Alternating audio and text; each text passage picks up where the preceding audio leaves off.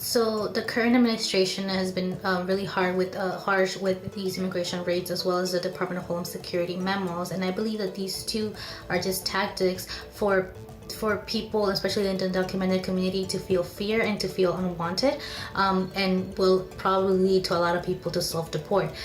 However, it is really important that the undocumented community keeps itself informed and keeps calm and plans for whatever may happen next.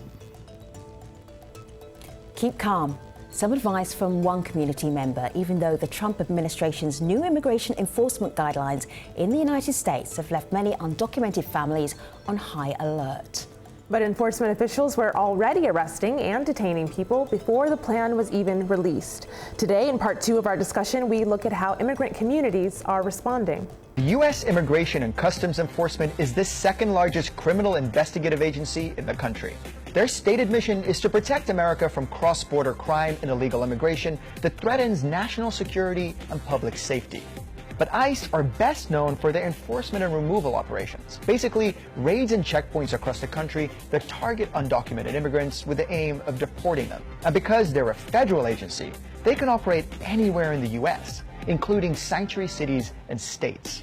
ICE is so active that they even operate over 200 of their own detention centers. Around 31,000 people are held for deportation in these prisons at any given time. ICE also focuses on crimes connected to the illegal movement of goods and people in and out of the country. Cases include the trafficking of humans, drugs, or arms, money laundering, and child pornography.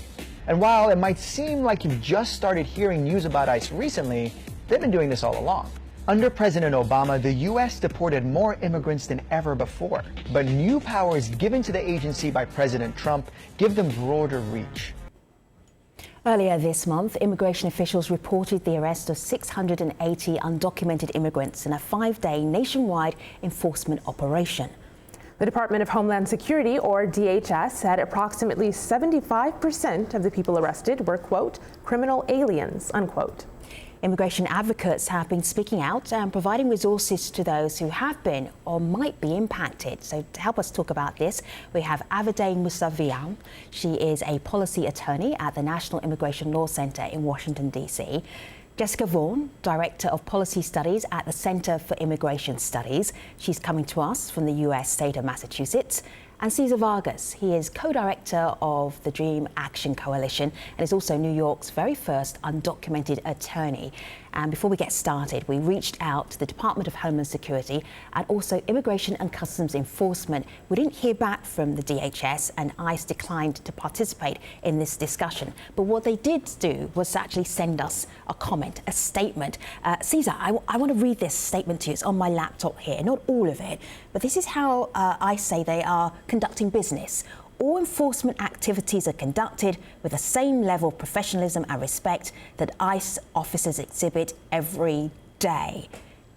Do you concur with that? Are you seeing that in your work, hearing that from your clients? Are they being treated respectfully? Well, I think that's what we're seeing now. And, I think, most important, the responsibility of all this mess that we're seeing is not on the agency. They are performing a necessary function that any national government, any sovereign power should perform. But what I mentioned before is the enforcement of a broken immigration system that not only empowers ICE to arbitrarily detain and deport people who should not be deported, but also allows individual agents, unscrupulous agents, who have a complete disregard of the law, whether it's constitutional rights or not, to really, really target immigrant communities. So I think there is a difference there, that no one's targeting the functions of immigration customs enforcement, but we are targeting and criticizing and calling for change a system that's allowing the immigration customs enforcement from truly entangling so many people and creating a climate of fear. Right now, just today, I got an email from a client who was afraid just to go to the Social Security office because he was afraid whether he was going to get picked up or his mother was going to get picked up. So, I think this is something that we're seeing, that it's this climate of fear that the immigrant community is having, that the American families are really feeling that they don't know whether their spouse, who's a U.S. citizen, might come back, and their wife is already detained or deported. That's the reality. And frankly, I don't know if Jessica or many people will understand that experience to know that someone of your family could be detained. And, I definitely dispute the fact that, when Jessica said, well, the American people are appreciative. Well, I was working for the Bernie Sanders presidential campaign in 2016.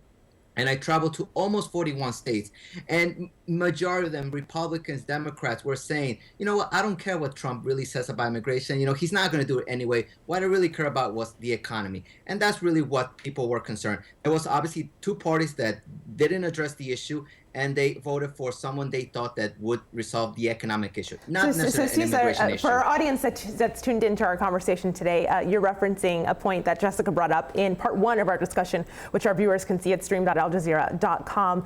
But thank you for sharing that story about your client, because they're not the only ones. I want to share this tweet from Eric, who says, mass panic and hysteria from false raids is being reported in their community.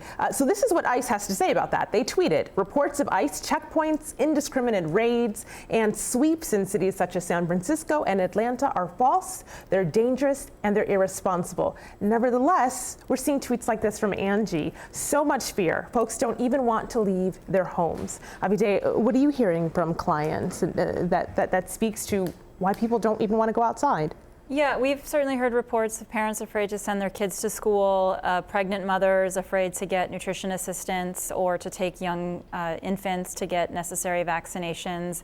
That creates public health concerns. Educators are worried about the welfare of their students, not just undocumented students, but students who have classmates that they're worried about. It takes away from their core mission as educators. Are these founded or unfounded worries? So the worry is real. I think that I will say, one thing that we would agree with ICE on is that we don't want to stoke unnecessary fear. The problem is that it's not the immigrant communities that are creating the ripple effect of fear.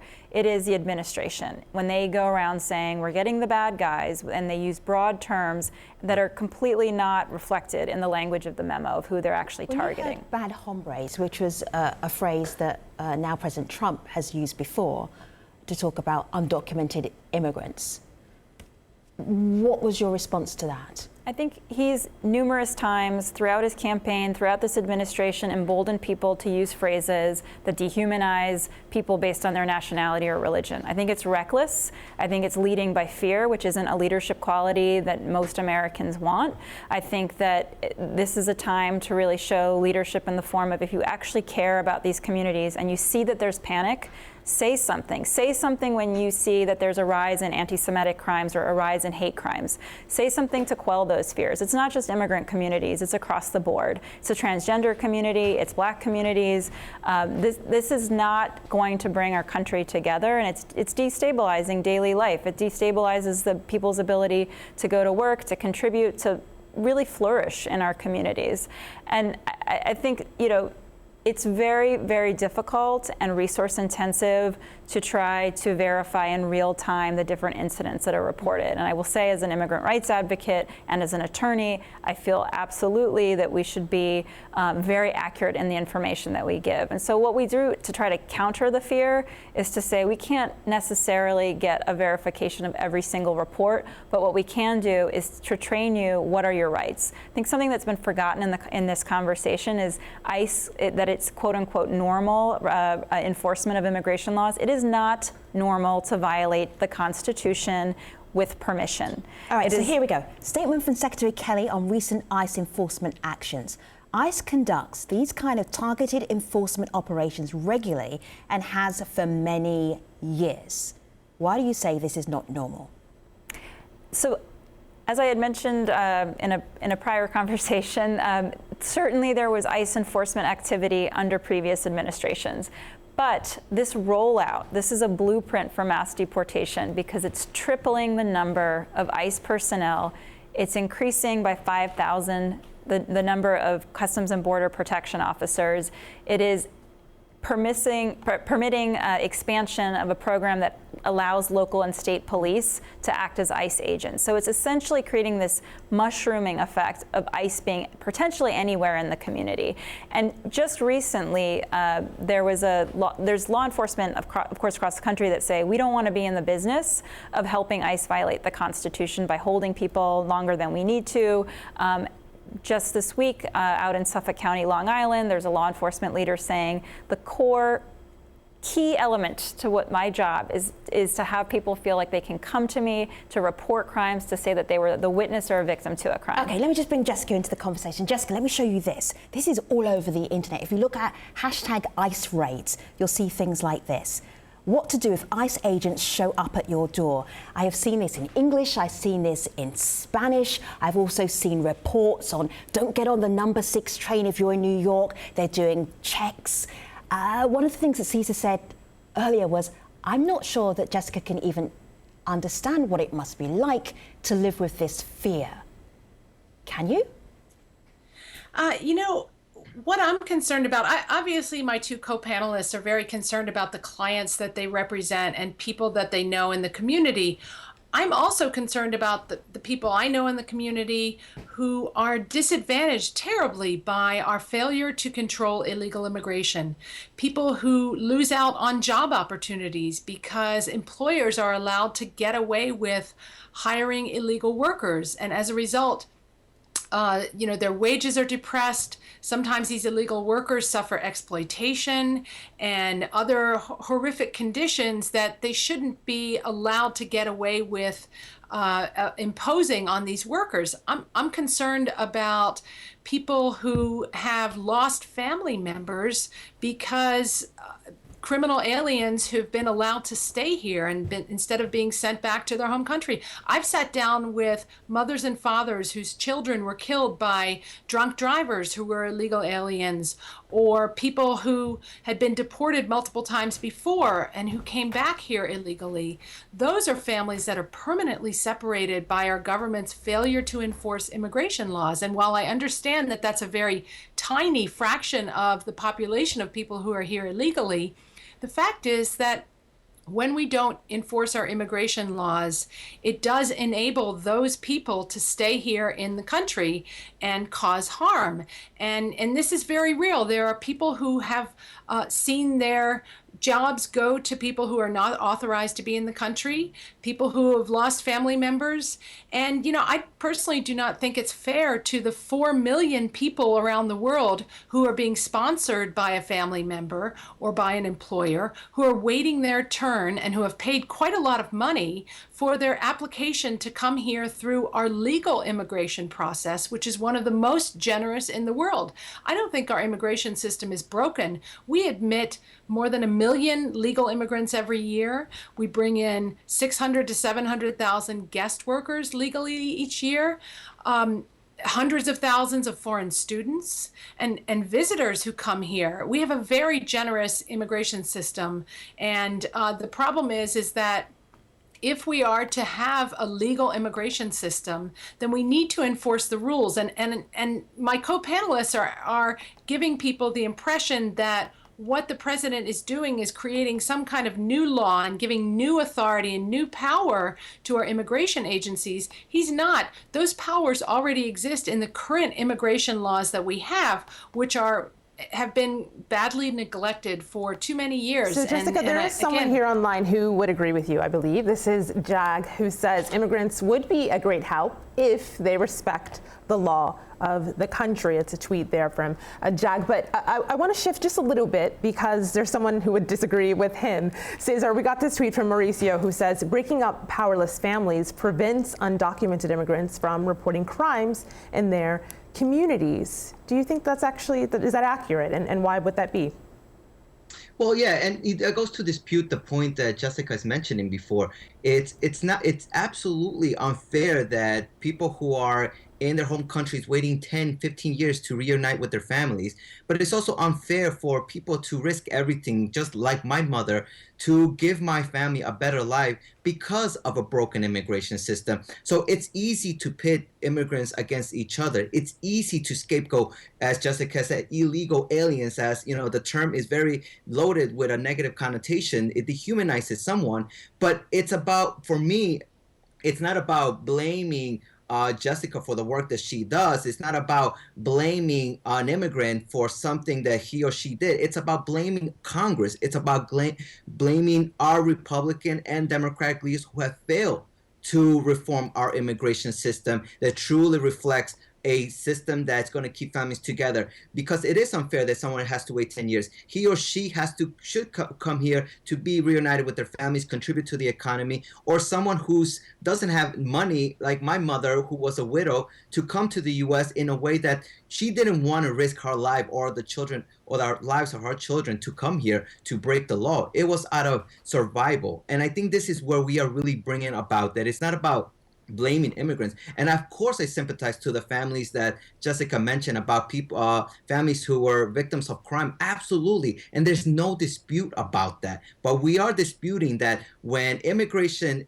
government goes after a criminal and a violent criminal, a rapist, and then goes after someone who has no criminal record or someone who has a minor criminal record, then that amount of resources is spent on this person instead of going to pursue another violent criminal that may be committing harm or terrorism. So, and I think that is the point that we're really talking about. No one is disagreeing that we shouldn't enforce immigration laws, but we should enforce our immigration law in a way that's effectively and in a way that's humanely. And President Trump has given the immigration agency more power, something that's not necessary at this point, because it goes to our economic understanding of what it means to be an American. And I think that really comes to this, that we have seen this type of rhetoric before, and we are going to be able to overcome it. So there are people watching this conversation as it's happening, and there are questions, so many questions. I don't think we'll have time for all of them, but of course people can see them on the hashtag AJ Stream, but I just want to throw two at you. This is from Steve. He says, if ICE were to criminalize harboring illegals, that's in quotes, they may threaten legal immigrants with deportation unless they snitch. Will there also be attempts to threaten or coerce legal immigrants into giving up the undocumented? And do the laws prevent this? So I should note something that we haven't actually discussed yet, which is under these new enforcement priorities, people who are lawful permanent residents or green card holders who've been here for decades and may have U.S. citizen children, they are also subject to the priorities if they have any past criminal record, regardless of the nature of the crime. It's a very serious criminal record, and they would have the chance to defend themselves. Regardless of whether or not they've, well, I will also say that not a single penny for all of the billions of dollars that are allocated to new CBP personnel, new ICE personnel, building the wall at the border, not a single penny is allocated to helping the immigration courts and the judges, or Jessica had mentioned earlier, if people have a right to stay, it is impossible to navigate the immigration system and its complexity without a lawyer. And which is not something you're automatically provided with. You are not. It is not like criminal law, and that's exactly because immigration is civil in nature. So even though we have now over 40,000 people who are locked up in penal conditions,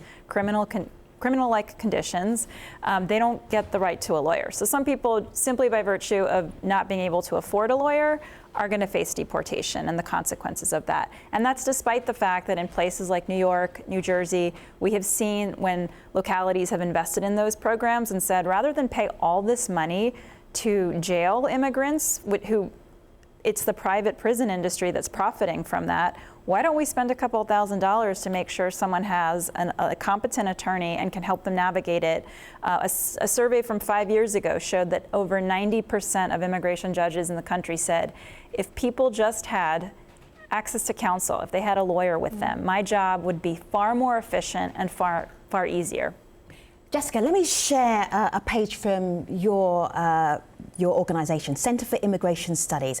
Map of sanctuary cities, counties and states. I'm just going to scoot down here a little bit. It looks like there are a lot of places around the US who are very sympathetic to undocumented immigrants. What do you make of that?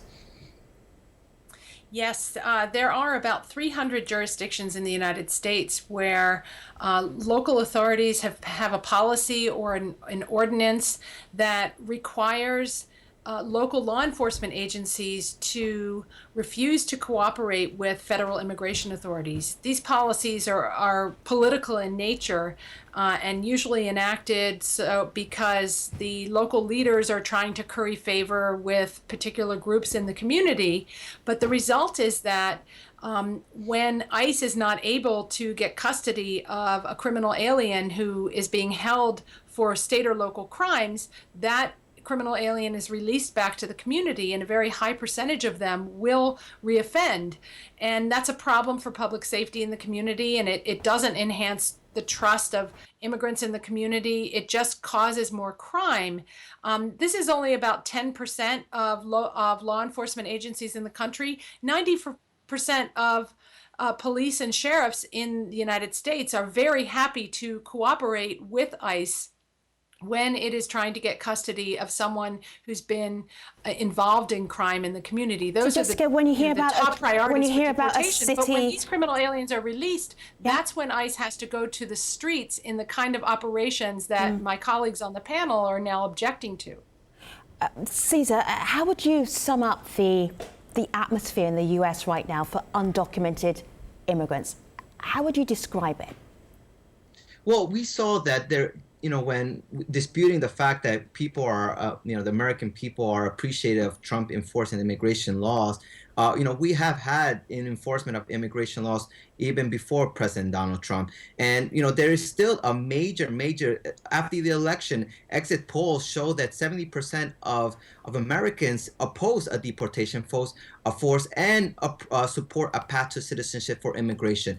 And, let's be very careful in terms of what it means to, really enforce our law. And because sometimes those words are as political as anything, because the reality is that when it comes to enforcing, sometimes it really means not just enforcing immigration laws, but truly ensuring that immigrants are not able to come to the U.S. or any group of people, because we have Senator Tim Cotton and Senator Perdue from Georgia who are introducing legislation to cut legal immigration in half. So it's not just about quote unquote the illegal immigration problem as many of the conservative right mentioned, but it's also it's about tackling and targeting legal immigrants. So it's really a main point about we don't want this group of people because they are bringing certain traditions and cultures, just as we saw with the 1840s with the Know Nothing parties, where they saw we don't want the Irish, we don't want the Catholics.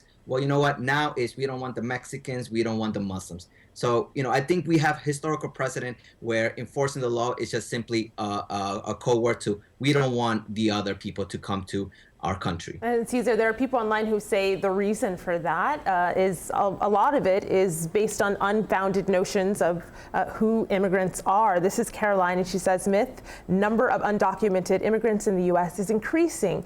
Total number of undocumented immigrants peaked in 2007, according to Pew Research. There's another person who had some myths she thought needed busting. Here's a video comment we got from Kelly, who you heard from earlier in the show. So one of the biggest misconceptions about documented immigrants is that we take advantage of the system, or we're here to, gain from social benefits, when in reality we are not eligible to apply for any social benefits. I, as a documented person, taxes are taken out of my check to give to Social Security, Medicaid, and Medicare, but I am not eligible for any of those social services, even though I'm giving into them. So she told us earlier, Kelly told us about some misconceptions that she thought needed busting, that people are here and they're not giving back to the economy, when actually, she said, she does just that. She has a job and she was here under DACA, the Deferred Action for Childhood Arrivals, and is contributing to the economy. What do you make of some of what people call myths that other people feel should be busted? I think there's not enough information out there about the enormity of the contributions that immigrants make, regardless of their status. There's about 50% of undocumented immigrants do pay payroll taxes. That means that they pay into Social Security and Medicare, and they don't necessarily ever see that come back to them. Thanks to our guests, Avide Mousavian, Jessica Vaughan, and Caesar Vargas for joining us today. Our conversation continues always online with the hashtag AJStream. Thanks for watching.